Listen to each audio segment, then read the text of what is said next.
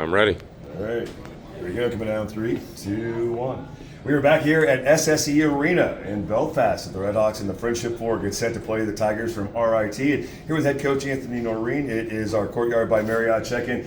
Coach, it's been an amazing week, and we'll talk about the hockey. You have to get ready for hockey, but we got to kind of catch up. It's been an amazing week for the guys. Kind of give us your little recap if you could. Yeah, I mean, I would say just an overall first-class, unbelievable student-athlete life experience that these guys will never forget. We won't forget. I know you won't forget it. I won't forget it. You know, everyone that's been a part of this, whether it was the family members or especially the players, like it's special. So obviously we're extremely appreciative to President Crawford and David Slater and Brad Okel and his team and all the effort that went to putting this thing together and getting behind us doing this has been unbelievable.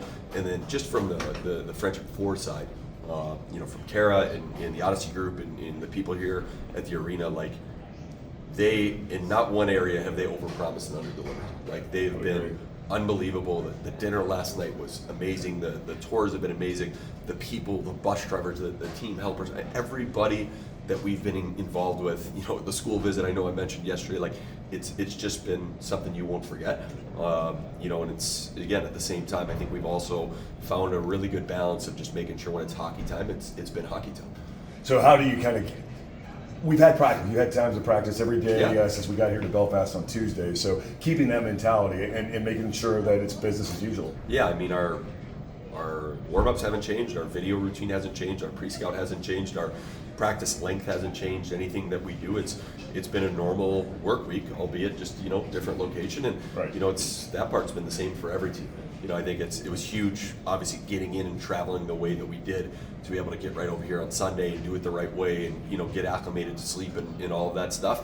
But I think our guys, like, when you're a hockey player, I've said this before, like, it doesn't, you could be having roller skates on out in the parking lot. Like, the puck drops, you're ready to go. And the cool thing about this group is when we've practiced, it's been like, okay, let's go. And I think there's been just a really good energy, sometimes breaking that monotony, whether it's being in a different rink, different seat, whatever it is, like, and there's been a good way that we've executed well and we've worked when it's been hockey.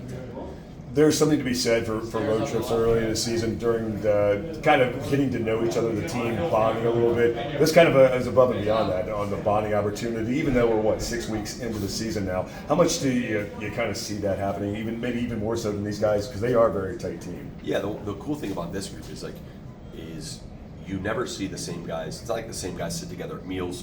We make sure guys go with different guys on the road where they room. There's different guys, interacting with each other. Like, they're a team. So I think anytime we get a chance to do this, you hope and you feel like it's only going to bring them closer. I also think, like, when you mix in families and people get to meet someone's parents for the first time, or sister or brother or cousins or whatever it might be, even with our staff, people's in-laws and brothers and sisters and significant others, like, that stuff's it's special. Like, we want this to be a family atmosphere, and doing something like this without a doubt helps that. And to maybe highlight a couple of those families that really had to come a long way. I know the Helgesons from Alaska are here. The Morozovs from Moscow are here as well. Yeah, and for those players, how much that means to them. Everyone loves playing in front of their mom. I know that. Everyone loves playing in front of their parents and family and supporters. You look at Ilya, like, he hasn't seen his family since they dropped him off in July. That's a long time at that age. And 17. For Helgi, it's different ends of the spectrum. One really young guy who hasn't seen his parents.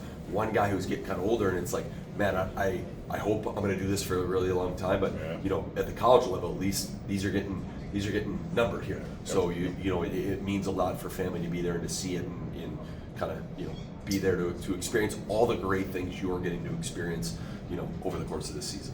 All right, let's talk the hockey part of things, because that's why we're here. when it's all said and done, what the fun has been had. Go back last weekend, St. Cloud State, an amazing roller coaster of a ride last Friday, a week ago today. It seems like a month ago, but overtime win over St. Cloud, and then they come back and get the second game. So your assessment from last weekend? Yeah, I mean, two great games, obviously two unbelievable atmospheres. Steve Gate Arena was absolutely rocking both nights, and really special to play in front of that. I think Friday night, obviously to win in that fashion, and the roller coaster of it was great. Saturday, was one of those where we were very displeased as a staff with the way we played in the first period. We didn't like our game at all. It was one of those where you go back and watch the video, and we didn't like it, but it was nowhere near as bad as we thought. I think just because this team has given us such high expectations. You give up the 5-on-3 goal, you give up the 4-on-3 goal against a really good power play, and you could have packed it in. I thought we doubled down on our habits and our detail and who we are and our core values, and you fight your way back in the game. You make it 3-1, you make it 3-2, and other than the 2 penalty kills in the third period, I mean, you're in the offensive zone the entire time. And credit them, I thought they did a really good job defending. I thought they got some key timely saves.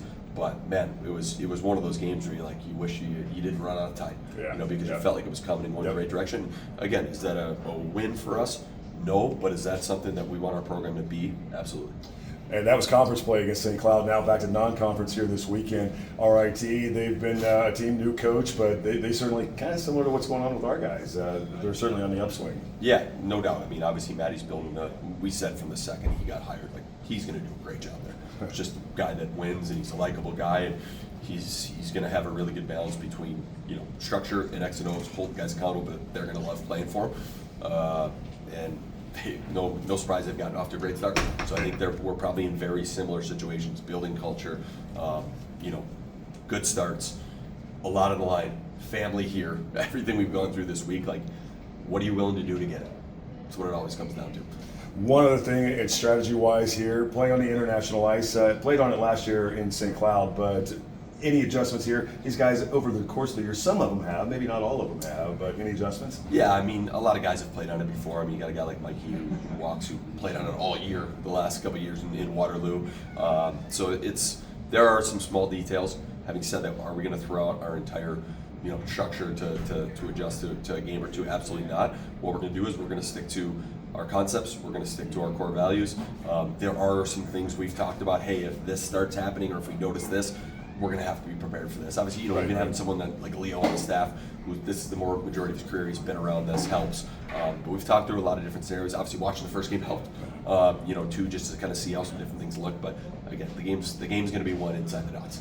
All right, Coach. We've been waiting to get this going for a long time. It was announced last year. The time's finally here. Appreciate letting Drew and me be a part of this. Thank you for doing that. We're excited to call these games. So best of luck. I hope you guys enjoyed. Hope you enjoyed as well. Yeah, Thanks, we appreciate you guys, man. This has been awesome, and obviously something we've all been looking forward to. And man, there's a good feel around Miami hockey right now, and we feel extremely proud to get this thing back to where we all want it to go, and this is a big step for us right here. That it is. Head coach Anthony Noreen, I'm Greg Waddell. As we're getting ready for the opening face-off, that's all coming your way next. Stay with us from Van Wagner. This is the Miami Sports Network, driven by Performance Honda and Performance Toyota. All right.